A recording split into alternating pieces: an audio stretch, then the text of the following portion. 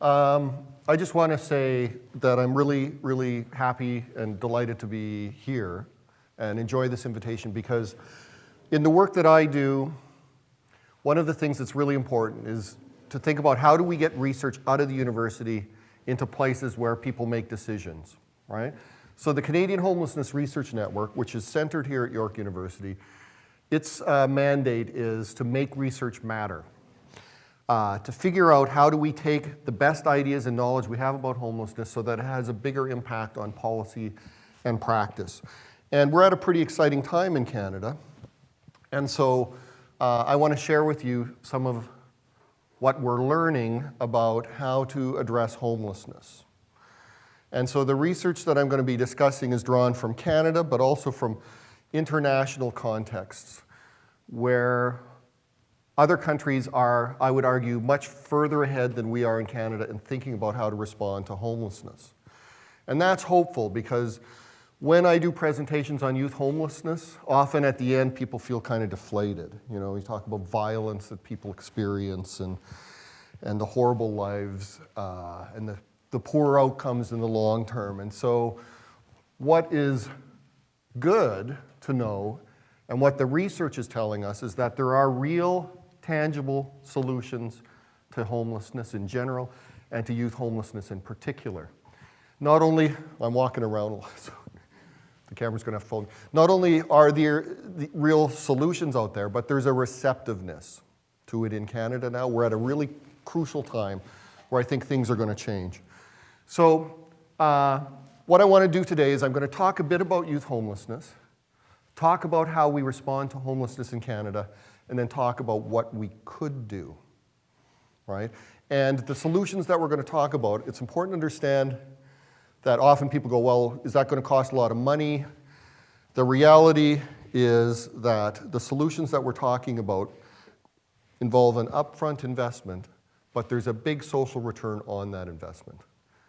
We save money by making people not homeless. When we keep people homeless, it's expensive, it's damaging to the individual, it's damaging to their families, it's damaging to our communities, and it also costs us a lot of money. So let's talk about how we might rethink this. So let's start with what do we know about youth homelessness in Canada? The numbers, I've got a very broad number there. On any given night, there's between 22,000 and 45,000. Those are projections based on street counts that have been done in about 5 or 6 Canadian cities.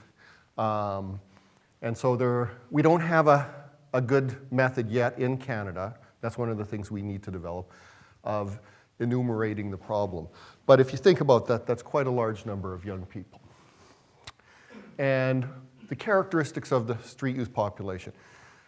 This comes from research in Canada. And so for every one young homeless person who's a female, there are 2 males.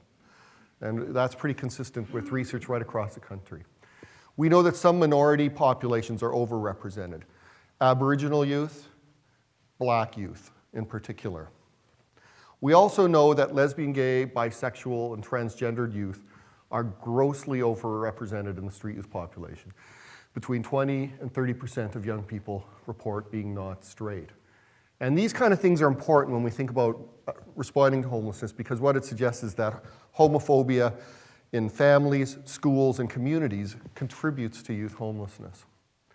The average length of stay on the streets is around 4 years. The research that I've done consistently shows that 4 years at a crucial moment in one's life.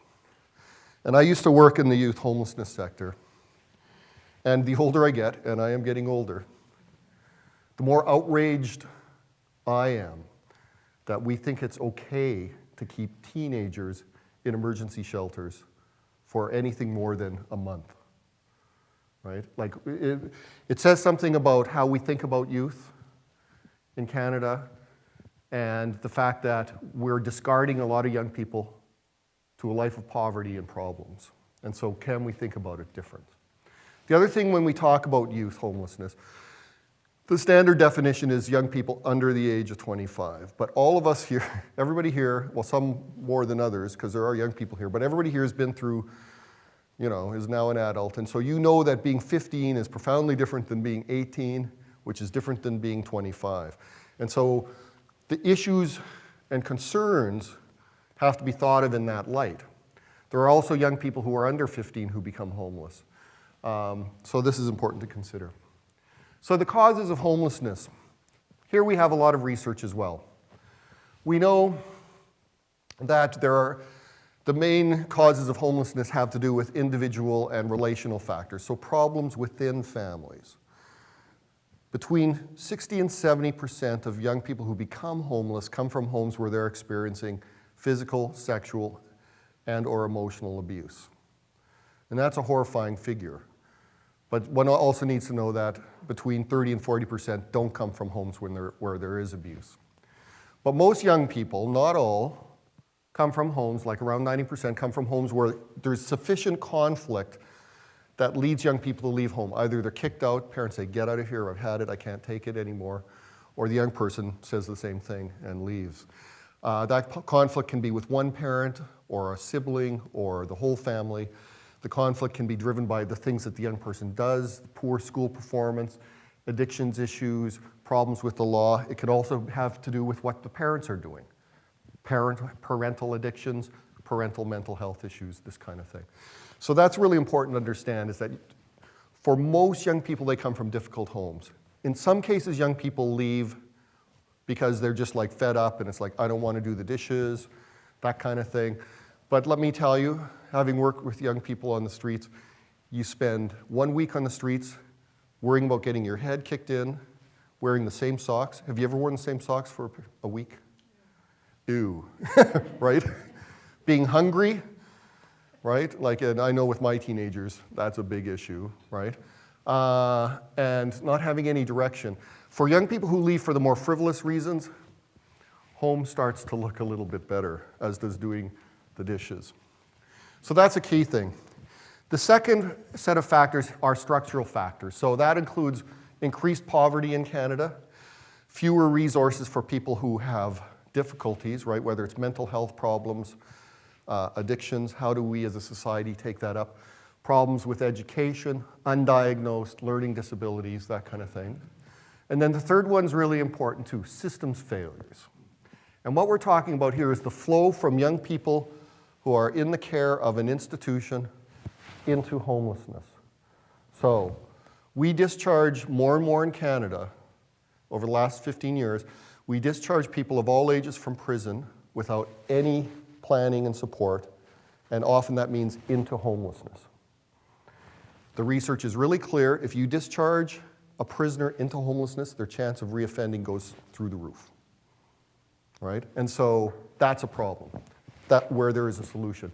But the key, there's also people being discharged from mental health facilities into homelessness. And again, Cheryl Forchuk at Western is leading researcher on this and shows very clearly if you discharge people with mental health problems into homelessness versus into housing, their problems get much worse. So it costs more. They're going to wind up back in the system. But the key thing with young people is around the flow of young people from state care through child protection services into homelessness.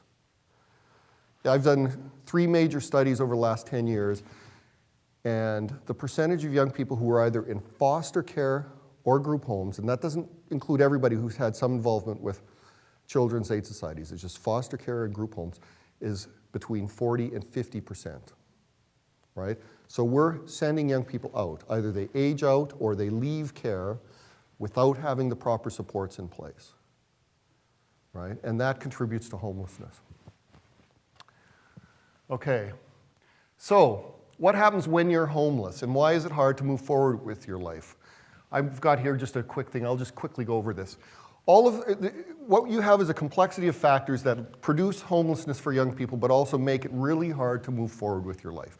If you don't have shelter, it's hard to do other things like go to school or get a job or keep a job, right? Like what allows me to go to work every day? What allowed me to get here today? I had a home where I could close the door and be safe. I went to bed and was able to sleep for the most part without much problem. I had food this morning. I have other people around me making sure I got up and out the door. Shelter is important, right? And I know everybody in the house. That's key, because emergency shelters, if you can imagine, often involve congregate living situations where you're put in a place where there might be a bunch of strangers or people you know but you're afraid of, right? I think it's tough enough to live with people when you choose them, you know, so you can imagine being in a shelter. Not having enough income is important too, right? Because income gets you not only fun things, because people often focus on that, and I like to buy fun things, you know. I have an iPad, you know, so I do that. But it also means having enough food. It means taking care of hygiene products. It means bus tokens to get to and from work or school, right? You need income to just function at a minimal level. And the research on youth homelessness shows that whether you're in getting all your food from soup kitchens or shelters, or you get all your food from the proceeds of panhandling, and you're young, you're likely to be malnourished. And so think of that in terms of adolescent development. If you don't have proper nutrition, you don't grow well, but it also impairs your ability to do day-to-day things because you don't have basic energy. So your health is compromised when you're on the streets. You're more likely to be sick or be injured. Safety is a huge issue. For young people who are homeless, they are exponentially more likely to be victims of crime, right? And we've done research on that. We often frame youth, homeless youth, as the people we're afraid of and that we need to control, and they're scary, but in fact, they are the ones who are more likely to be victims of crime. They have weak social networks. I was talking to some people outside before I came in who were from King City, and they were, you know, I was commenting on that. In places like York Region, when a young person becomes homeless, it often means the total loss of those important networks that allow you to get on with your life. So young people, any young person who's homeless typically has family or caregivers. They may have friends. They may have teachers who they know, so adult supports. They may be on a sports team or in other recreational activities. When you become homeless, and there are no supports in your area, you have to leave. So leaving home for a teenager means not only loss of their family, means the loss of their community. And every young person needs that wraparound support. And the other thing that happens, and this is something that when working with street youth that it really came clear to me, like when I used to work at Chow Clinic. All of us, when we think of our own children, and we think of ourselves, we understand that adolescent development is a slow and complicated process with 2 steps forward, 3 steps back. We slowly learn how to be adults. We're given responsibility in limited ways. We're given freedom as we get older. And so young people stay at home longer and longer. We know now from broader Canadian studies that more young people in their 20s are still at home than they're living in my house, actually, right now. But that this takes time, right? Like to grow an adult, you have to have time, you have to have support, you have to let people take risks, you have to let them make mistakes. And what happens when you're homeless is all of that gets collapsed. So you're leaving a traumatic situation, potentially, and now you're 16, and you now have to know how to make a doctor's appointment. If you get a toothache, how to get a dentist. You have to have your identification. You have to know how to get a job. You have to know how to rent a house. There's pressure for you to be an economic rationalist to make good decisions with your money, where I think a lot of adults could use that too, right? But all of a sudden you're in this situation where you go from being a child to boom, you have the expectations of adulthood at a time when you're not old enough, you're not prepared enough. In terms of adolescent development, you haven't developed enough, and you lack the resources. So all of these things get in the way of young people moving forward with their life. And by the way, if you have questions along the way, feel free to ask, because sometimes it's kind of annoying to listen to the same person forever. Oh, here we go.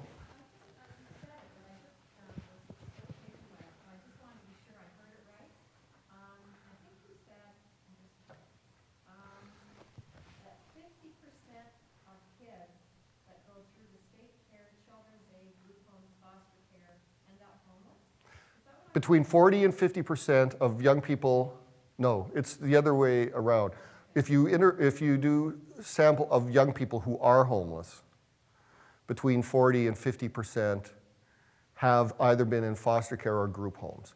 The percent who have had some involvement with child protection services would be higher. We don't have stats on how many people leave care and become homeless because that data isn't available. We're actually going to be conducting some research this summer. But you are saying that about 40 to 50% of kids who've actually been through the system we created, foster homes, group homes, end up homeless. No, the other way around. I'm saying that of those who are homeless, 40 to 50% were in, right? The percentage who actually went through foster, I mean, we could do some projections on that, but I'm not sure. We don't track, one of the problems with our child protection services is we don't track them, young people. So when young people leave care, whether voluntarily before they're 18 or they age out, we don't find out what happens to them, right? And I wouldn't say that 40 to 50, I wouldn't make that claim that 40 to 50% of young people who leave care become homeless. But of the homeless population, they're grossly overrepresented. Certainly 40 to 50% of young people in Ontario aren't in the care of child protection services. But that doesn't speak well of the fact that 40 to 50% of things in those systems are not working. Those systems are not working. And I'm going to talk some more about that later because we're actually, as I say, we're doing some research this summer with the goal to produce model child protection reforms that can be implemented. And I'll lay out what some of that could look like. Because you're right, that kind of institutional failure is a problem, a serious problem, and we need to address it. Okay. So so that's youth homelessness now. How are we responding to youth homelessness in Canada? This is a model that I often show of like how you need to think about dealing with homelessness. There are basically 3 areas to focus on. First, you focus on prevention. So you stop people from becoming homeless in the first place, right? The second thing is you manage people during the emergency. So it's the emergency response. People, even if whatever prevention efforts you put in, there are still people who are going to wind up homeless. A hurricane can happen. Fight with the family can happen. People will flee violence. So there will still be some people who wind up homeless, right? So you need some kind of emergency support. And then the final thing is you reduce homelessness. That is, when people enter this middle stage, you work to get them out of homelessness as rapidly as possible. And the key thing with youth homelessness, the research shows very clearly, the longer you're homeless, the more entrenched you become in street life, the worse your health is, the more likely you are to be a victim, and the more likely you are to become homeless as an adult. So compressing that emergency phase is really, really important. So this is what we need to be thinking about. This is how we approach things in Canada, right? Most of our efforts on homelessness focus on that middle part. Homelessness became a major problem in Canada much later than, say, in the United States or the UK or Australia, examples that I'll talk about later. So it was in the 1990s, and we know pretty well some of the factors that led to the dramatic increase in homelessness in the 90s. As part of the thing that we're very proud of in Canada, cutting our deficit under Paul Martin, some of the things that allowed us to do that were things like getting rid of our national housing strategy, right? So we stopped investing in affordable housing. So anyway, that's where we put the bulk of our energy. And most countries that have an emerging homelessness problem start there. Because what happens is you start to see more and more homeless people on the streets. And if you're my age in Toronto, you will know that in the 90s, like I live in Yonge and Lawrence area, and in the 90s, there weren't homeless people at Yonge and Lawrence. There weren't people at Yonge and Eglinton. But it exploded, right? And we started to see more and more homelessness. And so when you see somebody on the street panhandling or sleeping in a park, you think, we have to deal with that right now. We have to help that person. So what you have emerged then is a range of emergency services, right? So the emergency response for homeless homelessness means developing homeless shelters, right? And these are temporary places, and I described them a bit before. They look different, they're different shapes and sizes and configurations, but they're intended to provide people with temporary accommodation. And again, often it's in a group setting. For young people, most shelters are open for young men and women, which is a problem, I think, to have everything co-ed. The other thing then is you have day programs, like drop-ins, soup kitchens, places like that. And in some cities, like Toronto, there are actually health services that focus on people who are homeless, but most cities wouldn't have that. And then part of the solution often is employment training. So we need to, you've got young people who are homeless. Part of their solution is going to be they have to pull themselves up and move on with their lives. They lack skills, they lack education because the dropout rate for young people who become homeless is incredibly high. Only about a quarter complete high school, right? So we need to train them to get employed. So that's a key part of the emergency response. But there's another part that we don't talk about, and this is really important too. And this is that we criminalize homelessness in Canada. When we keep people in a state of homelessness, they're visible. When our response is to put people in emergency shelters, they're visible on the streets. Because if you stay in a shelter, you have to leave at 8 or 9 a.m. Whether you're sick, whether you're afraid because someone else you know is going to beat you up, whether you're concerned about predators, and let me tell you, around youth homelessness, there are a lot of creepy people who aren't homeless, who are only too willing to take advantage of young people who are. So when homelessness is made visible, it irritates people, right? People walk by and go, oh my God, people don't, and sometimes it's because people have, bad experiences with a homeless person who is too aggressive or whatever. But people generally don't like it, and politicians don't like it. In the 1990s when homelessness exploded, we had a big response in Toronto with the mayor at that time saying, they're thugs and criminals, they're scaring away tourists, this is bad for Toronto. So rather than deal with homelessness, the solution was, let's give them tickets, right? So you have to think of the logic here, right? You create a problem called homelessness. People who are homeless have nowhere to go. They don't have private space, so they're going to be in public spaces like parks and streets. And you're worried about tourism, and by the way, I always think that's a bit of a red herring because I cannot imagine somebody in Buffalo saying, I'd really like to go shopping in Toronto, but what if somebody asks me for money, I don't think that's the big thing. But this whole concern about the visibility of homelessness leads to new laws. So we have the Safe Streets Act passed 10 years ago, ostensibly designed to stop aggressive panhandling and squeeging, but research shows it's used much more broadly than that. We have tickets issued to people who are homeless on a regular basis. And we've released a report, which you can find if you Google, it's called Can I See Your ID, that shows the dramatic increase in ticketing that's happened with people who are homeless. And again, think of the logic of that. You have somebody with no money.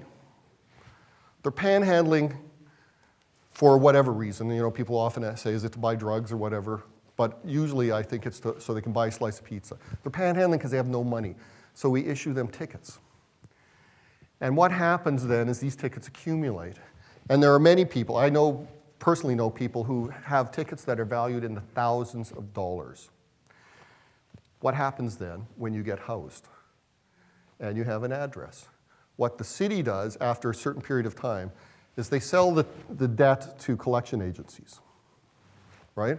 And so you're a young person, you finally get housed, knock on the door, you owe $3,800 in tickets, right? And so there are all these bizarre outcomes.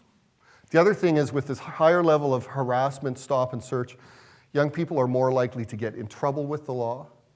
They're very fed up with it, and they wind up in jail. And when people talk about the cost of housing in Canada, the most expensive housing for young people is prison, right? So it's important to put this up because we can't ignore this as part of how we respond to homelessness. So The challenges, I was going to ask you, what would be their alternatives though? I mean, if they're asked to leave the shelters by 8 o'clock and they have to hit the streets because they're trying to panhandle and get some money, I mean, it's like a catch-22. If you're there, you're going to get a ticket. How are you supposed to try to get food for yourself? did people hear that question? Right, like that it's a catch-22. You have to leave the shelter at 8 and you have to be in a public space, and then you're going to get a ticket. There are many things we can do. We can stop using policing as I'm completely behind the police in dealing with crime. And when young people, whether they're homeless or not, are doing criminal things, yes. But our research shows that it's the condition of being homelessness. It's the type of, or being homeless, it's the type of social profiling. But there are many things we can do. We should have an amnesty program so people can do community service, wipe the records clean with their tickets. Shelters should be funded to stay open 24 hours a day. This is something that they've done in the United States that's been very effective. The person who is the lead in the US government on homelessness was somebody who was a leader in that kind of approach, because it both gives people a place to do something that's productive. It also gives a place for people to recover, or a place for people to feel safe, right? When you push people outside with nothing to do, and they're hungry, and they're worried, they're going to be in public spaces. So there's lots of other things we can do. And that's what we're going to get to, is like, what if we do this very differently? I think as long as we rely on emergency services, we're going to continue to have these problems, because we're setting people up. We're putting them in a position where bad things are going to happen. So the key challenges in creating change are that in most places, whether it's like City of Toronto with a huge amount of funding and resources for homelessness, or a place like York Region where there isn't, doesn't matter. Most places don't have a strategic and coordinated response to homelessness. It's cobbled together collection of emergency services. The other problem is that solving homelessness gets seen as a problem of the sector. You create a homelessness sector and it's there to fix things. That's the wrong way of thinking, right? I mean, you were asking about child protection services. If we want to solve homelessness, we have to deal with corrections, we have to deal with the education system, we have to deal with child protection services. Like, everybody's involved. Everybody needs to be involved. It can't be an underfunded emergency sector that figures it out. The other thing is, by letting people languish in shelters and sit on street corners, that reinforces the idea that these people are different than you or I, right? That they're a problem, why can't they get it together? That it's their individual problem. But it also gives us a sense, and this is something I come up with, is, people will say, well, they get shelter, they get food, isn't that good enough? And it's like, I want you to think about, would that be good enough for your kid?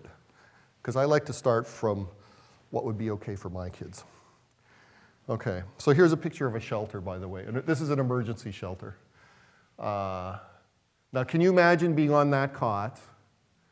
You don't know who's around you. Some of the people in that room are likely mentally ill, could be you, but might be loud. Lots of people snoring, smelly people, people who will steal your shoes. This guy's got his shoes off, but often people keep their shoes on. The person beside you might cough in your face all night. There might be someone there who's dangerous. You don't know. I find that horrifying. Okay. Now, the positive things in Canada, see, because I said before, it can get rather dirge-like, and you can start to despair, like, oh my God, what are we doing, right? Now, there are positive things in Canada, and we're moving in the right direction. There are excellent community-based services, right? So there's some really great models of community-based programs.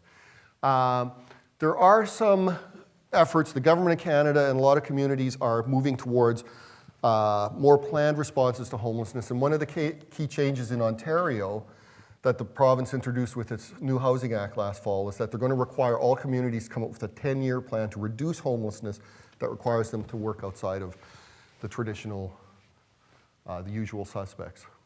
We need to move towards systems approaches, and as I will discuss, there are places in Canada that are miles ahead of where we are here, and we need to learn from them.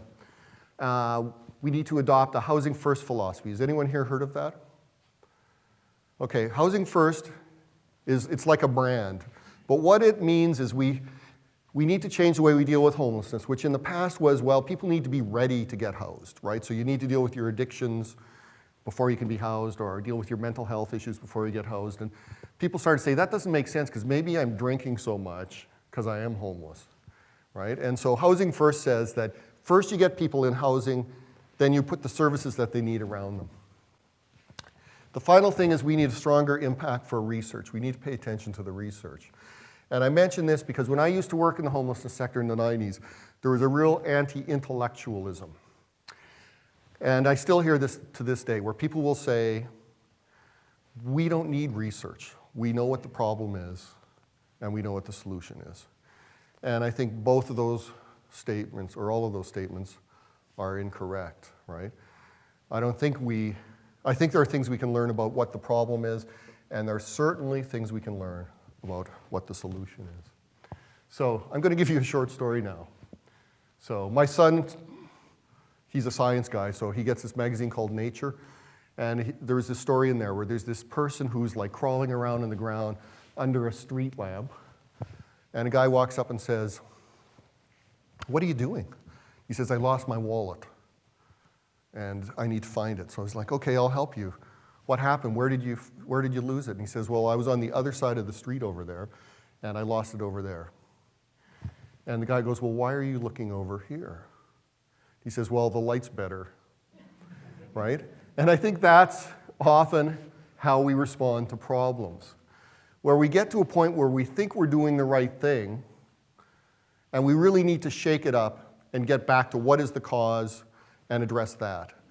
So this is where we are in Canada, right? We've developed this big emergency response, and we need to go over to the other side of the street there and figure it out. So we need, in thinking about youth homelessness, we need to think about a paradigm shift in Canada. We need to do things very differently. And so we need to move from this model, which is the predominant Canadian response, to one that looks more like this, where we put way more effort in preventing people from becoming homeless, and once they are homeless, give them the resources and supports they need, but move them out of homelessness as quickly as we can. You know, that figure I had before, average 4 years staying homeless for teenagers, that's ridiculous, right? There's no reason we should be satisfied with that as a response. So how do we get there? Here's where the research comes in. What I've spent the last several years, well, I used to work in the sector, and then I worked in government, and then I've been at York University. And so with this Canadian Homelessness Research Network, which actually makes York the leading institution around homelessness research in Canada, we've spent a lot of time trying to figure out like what works well in Canada, but also what can we learn from other countries. And so Australia is like very progressive, has some really good ideas, and not just ideas, but programs and approaches that they've implemented. The same in the United Kingdom, right? And there are problems with all of these things. And even the United States, right? One of the things in Canada, we're always like on social issues, well, you know, at least it's not America, right? United States has much worse problem with poverty, but their thinking around responding to homelessness is more advanced than ours. So what are the key things we need to think about? The first is a need for a youth-specific focus. Often the services we develop for homeless youth are just sort of like adult homelessness junior, right? So the emergency shelter response, we just, you know, change the age limit on it. We need to start thinking about a response to youth homelessness that starts with the fact that it's a young person, right? And so when I was talking before about growing into adulthood, requiring lots of support, requiring time, allowing people to make mistakes, the role of education is being central, right? We all recognize that education matters. The things that I think are important for my teenagers, I think we should be applying to how our thinking about youth homelessness. Why do they deserve a different kind of response than my kids? Okay.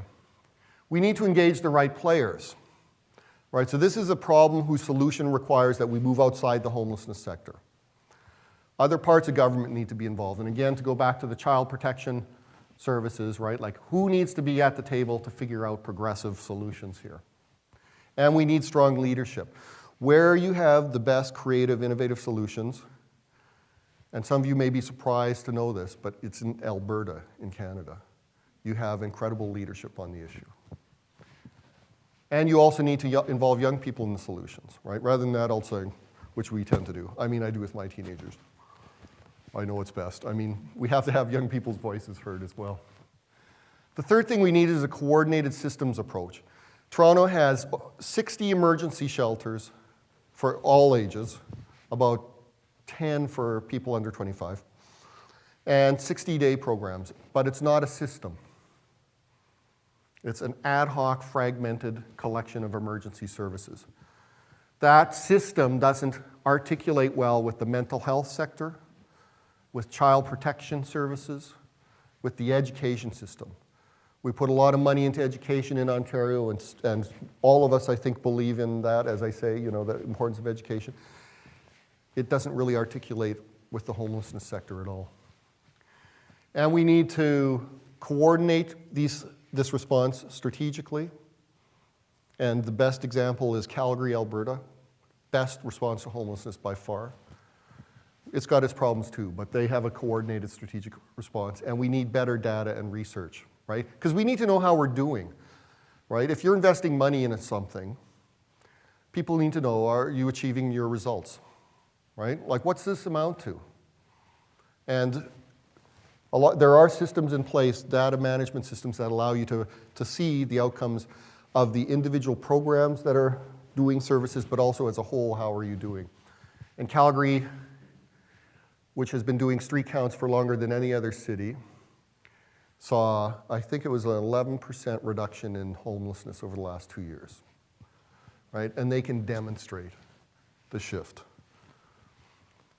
Okay, and then you need key program components. You know, again, focus on prevention, a focus on case management. So when a young person becomes homeless, and we'll talk about this later because this is what they do in the UK, when you touch the system, there's a case manager that's slapped on your back to help you move forward in your life, right? Whereas here, you kind of go into the shelter and they do intake, and you can kind of disappear, right? You need to help people.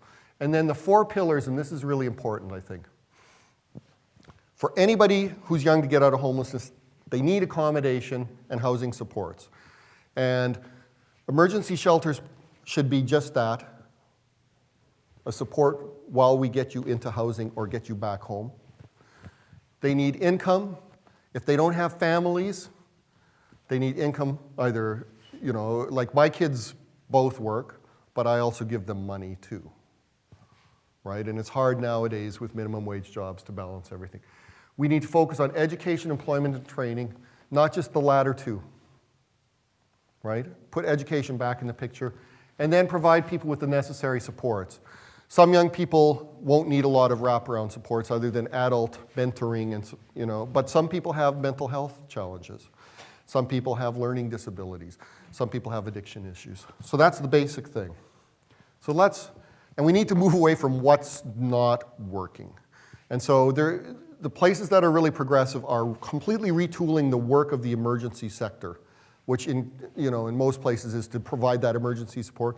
But the job should be to, if somebody touches the system, is there a possibility to help them get back home, or can we get them into housing with the supports they need? Uh-huh. Brings me to the whole idea about people being ticketed. Right. Connection with the police not lead to any follow-up in any way, or connecting them with help, or No. in the system, or It doesn't at all. Again, that's where you have those systems operating separately, right? And so the police are doing this. That's driven by, you know, some of the internal approaches of the police, but it's also because politicians and citizens pressure the police too, right? And say, you know, there's this guy panhandling outside, and it's, you know, so they get complaints and they respond. But that's something we need to stop. Again, the police need to do what they need to do to protect us and deal with crime, but a lot of energy of the police goes into harassing people who are homeless but aren't doing criminal activities.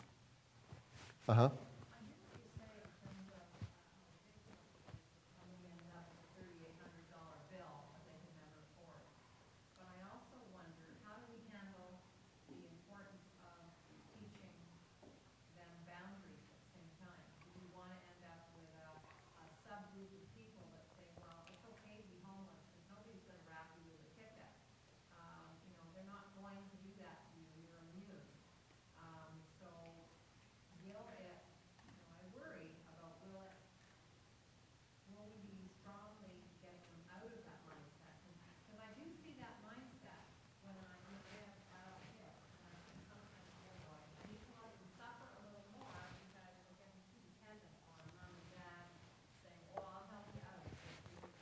Yeah.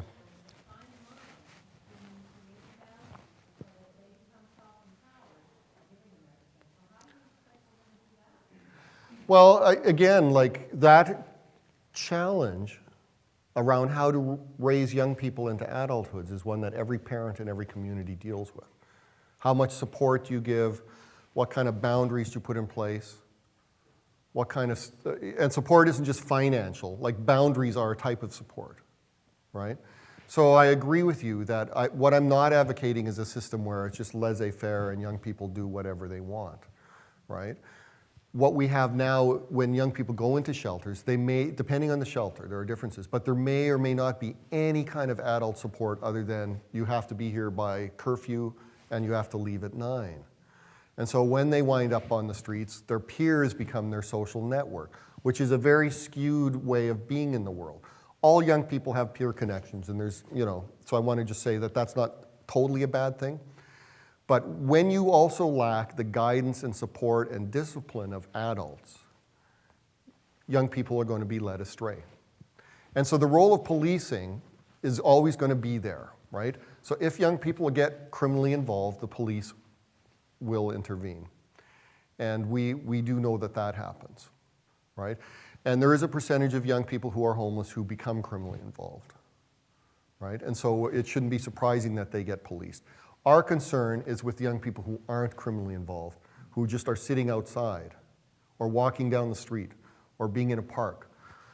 They're getting tickets too. I think I heard the answer to my question when you said, just for me anyways, because I work with marginalized folks in my work, you need the consistent adult involvement.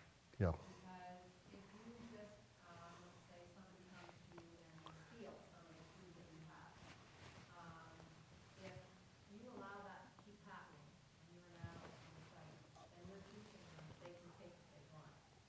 But if you follow up on it and say, look, I really agree with that. Let's talk about what's going to happen next time, so that you create some boundaries with them involved, then they start to appreciate what you're giving, and they start to give back. I mean, I see that quite often. Well, It does work well, but if there is no adult following up on it, it does become a free. and to take that example though, right, because it isn't, people who steal food, right, generally are aware of what they're doing, right? If that was my kids, I'd be going, why are you stealing food? And if the answer was because I don't provide them with enough food, then part of my adult responsibility is to make sure that they have enough food, right? As well as saying, you know what, breaking the law is bad. Because, I've worked with young people for years, and so a lot of the theft that happens is to meet immediate needs. People are stealing like deodorant, right? Now, most teenagers don't do that. But when you have no money and the system isn't providing you with your basic needs, you go and get it, right? But I agree, like the role of adults and modeling our approach to youth homelessness on how we would want our own young people to be raised is where we need to start. Well, it's a signal they're giving. For example, if they steal the first time and an adult does call up and says, look, I get it, I need something, what do you need? And you sit down and you establish what you need. Oftentimes they won't do it again because they feel validated and understood. And someone's paying attention. An adult following up and it's going to keep taking. And someone's paying attention, which is important. At the back there? Can I ask you a question? You talk about ticketing and homeless youth. Can you link that to the new bill that has been introduced to the House of Parliament, Bill C-10, and how that will impact the homeless population of youth on the streets? Right? I totally agree with you. The curfew on the shelters, the eviction in the mornings, how will that criminalization, because that's where we're moving to, affect that population even furthermore and lead to further marginalization? Well, if people aren't aware, Bill C-10 is called the Safe Streets and Communities Act. I think that's what it's called. Government of Canada is, it's an omnibus bill where they're taking all their get tough on crime legislation that didn't get through in previous sessions and bundling it together. I've got time to talk about this. This is important because it will have an impact on young people who are homeless, but it'll have an impact on young people who are housed too. This is an example. This is like Exhibit A of policy being developed completely, not just in the absence of research evidence, but contrary to research evidence, right? So there's lots of get tough on crime provision, get tough on young offenders, minimum sentences. There's a big focus in the bill on dealing with individual drug use, not just dealing, but people using substances.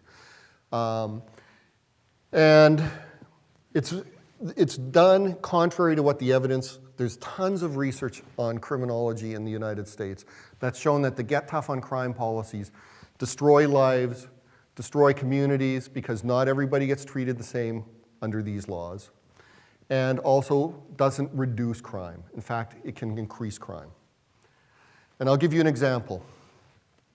If, under the new legislation, if you are 18 or older and you are caught either selling or sharing an illegal substance with someone under 18, it's a mandatory minimum 6-month sentence. So imagine, I'm not going to point fingers at anyone in this audience, but imagine you were 18 and you're in high school and you're on your way to school or on your way home from school and you say, let's smoke a joint, which, believe it or not, happens in some schools, right? If you're 18 and your friend is 17 and you get arrested, you are going to jail, mandatory minimum 6 months, right?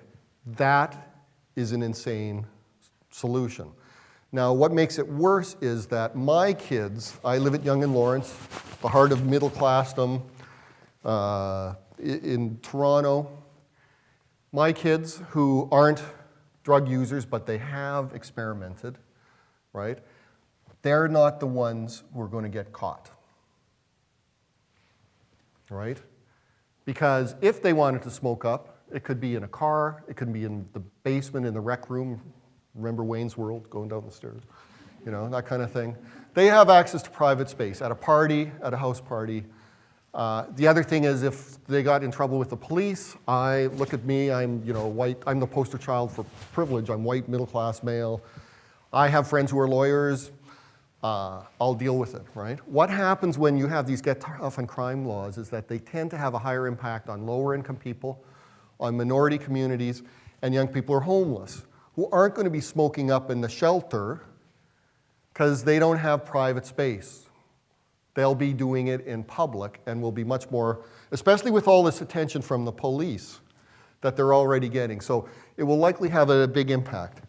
And for those of you who wonder about what happened in the United States, there's a racialized element to the application of the law. That's really important to know. There's tons of research on drug use in the United States. And the general public often thinks, oh, it's a ghetto problem.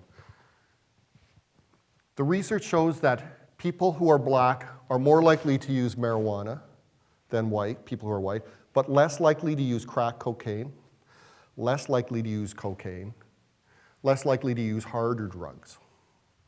However, the prison population of people who have been convicted of drug offenses, possessions, overwhelmingly are people who are black. So even though they're not the main users, they're the ones who are winding up in jail. And as we clamp down with these get tough on crime laws, the people who are going to wind up in jail are going to be people like street youth and people in neighborhoods where young people don't have much private space, where they're lower income. And so that's just my comment on that. I think it will have I think it's bad policy. They know it's bad policy, but it's a context where I think a lot of the public think, well, we have to, that this stuff works. That's where research, like the researchers, the criminologists have to get out of the universities and talk to people, because this stuff's terrible. If you take my he's now 18, 18-year-old and throw him in jail for 6 months, I'm horrified at what will happen. Like whether he'll even live, right? It will ruin lives. It will absolutely ruin lives. Some it'll turn into criminals. Some people will be so traumatized by that experience that they'll never get back on track.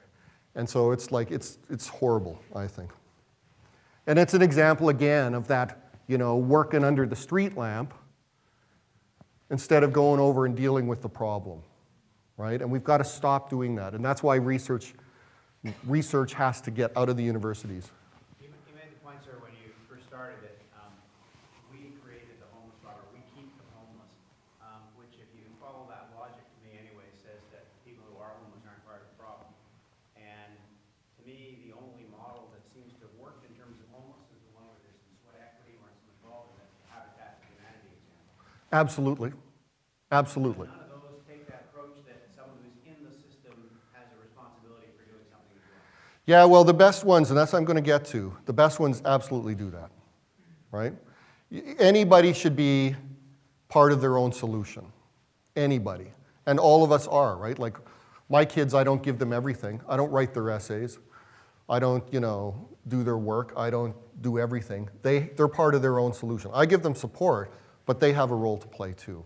So I agree that any model that's going to be effective has to include people in the solutions, and people generally want that, right? We have to get around the idea that people are like lazy or avoiding work or avoiding responsibility.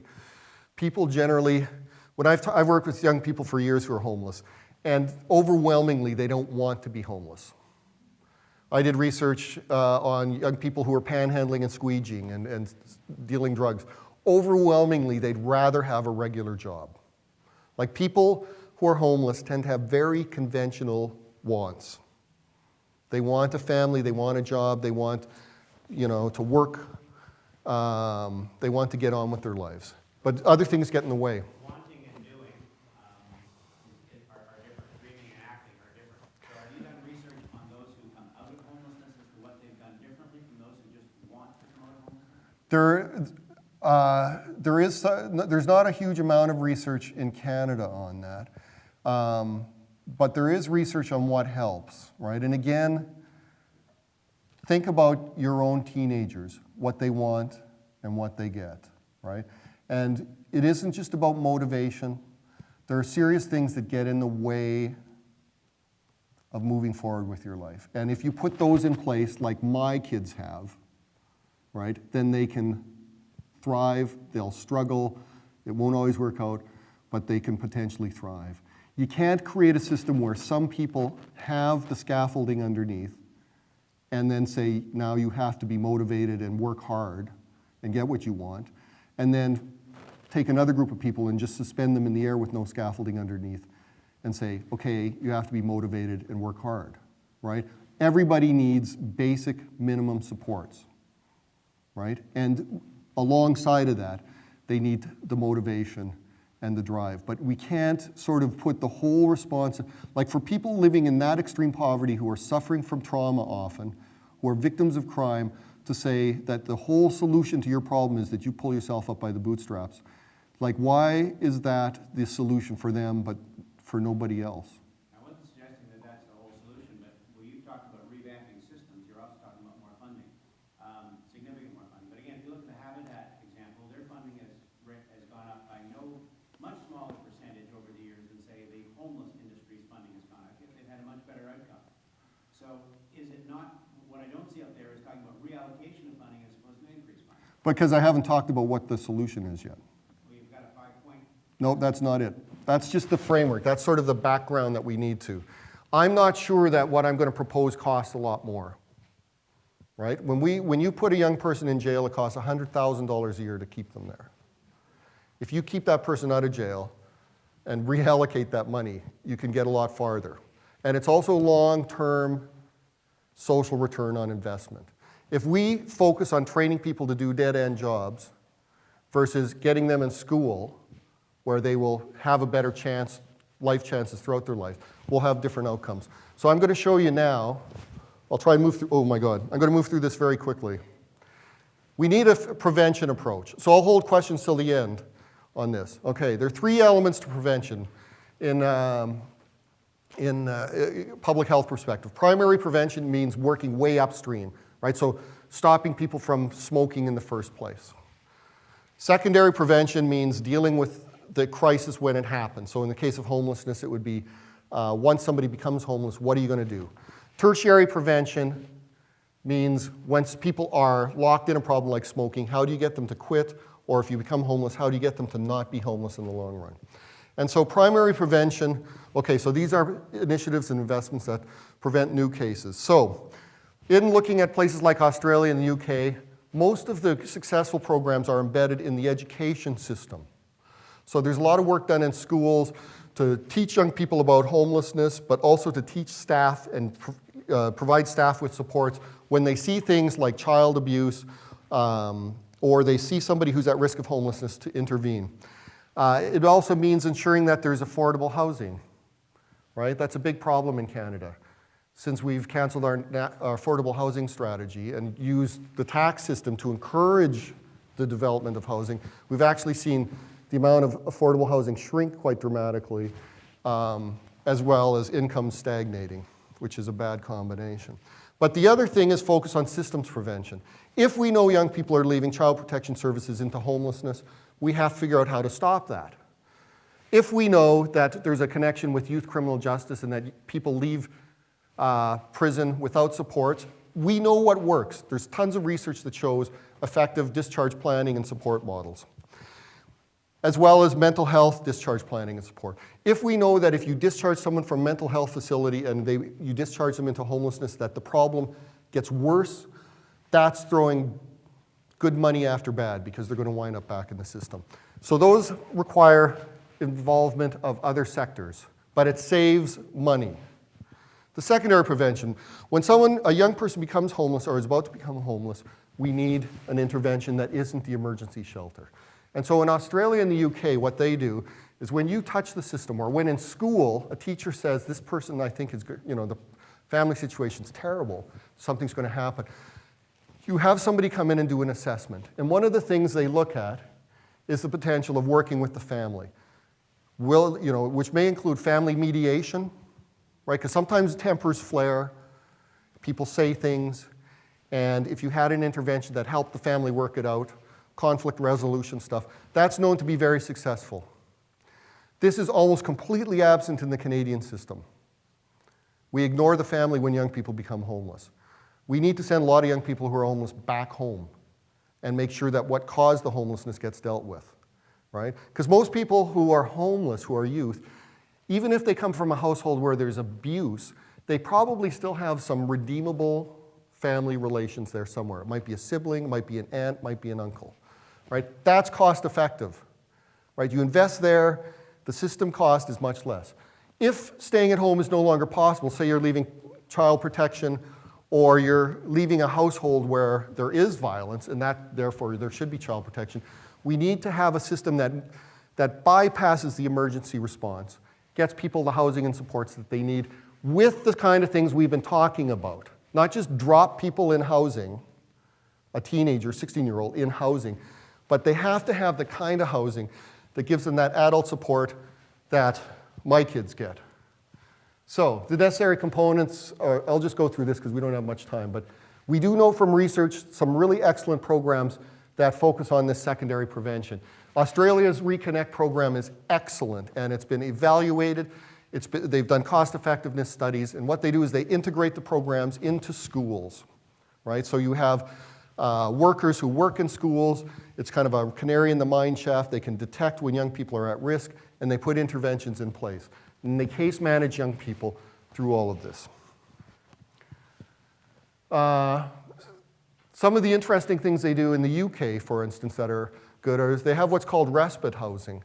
So it's kind of cooling off housing. So sometimes young people and families break up, again, because of anger or harsh words. Sometimes people just need to chill a while.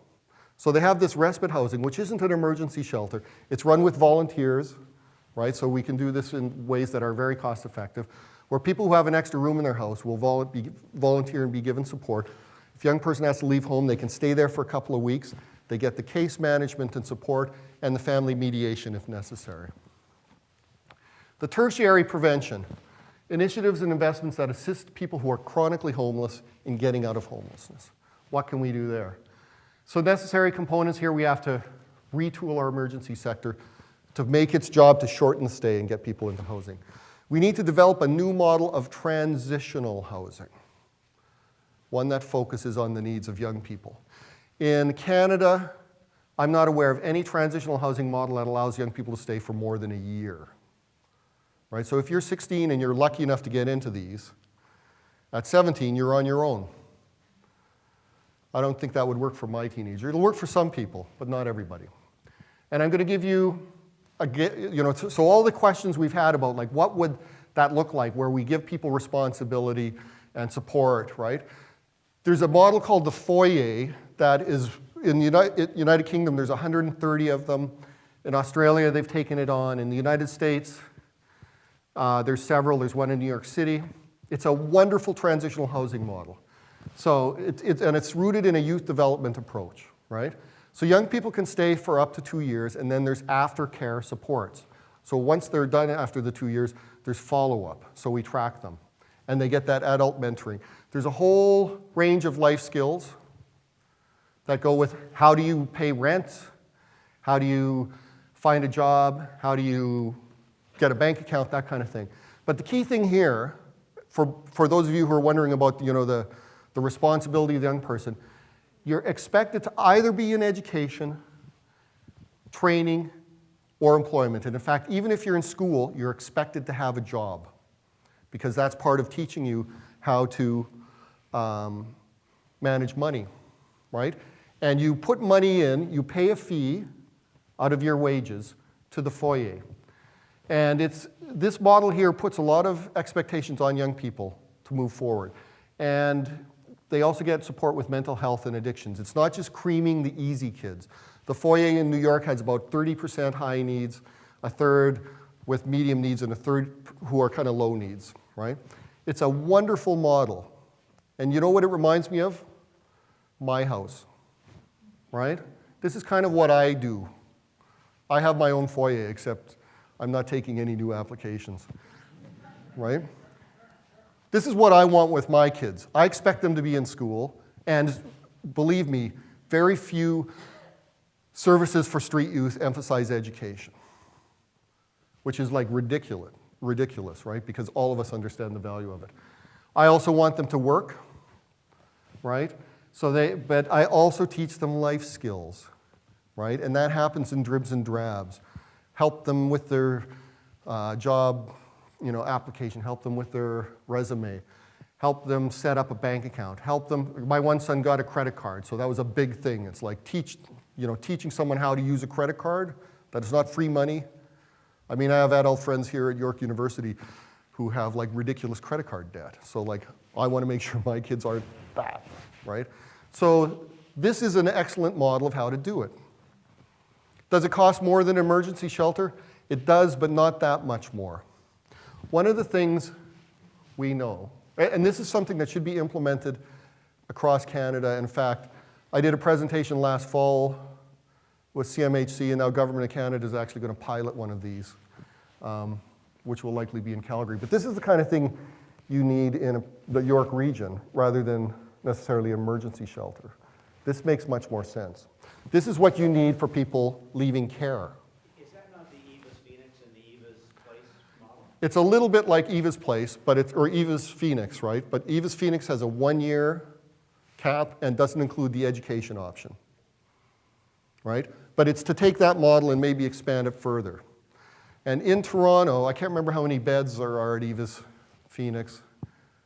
I'm going to say 30, but maybe there's 30, right? So the number of beds for young people who are homeless is around 800.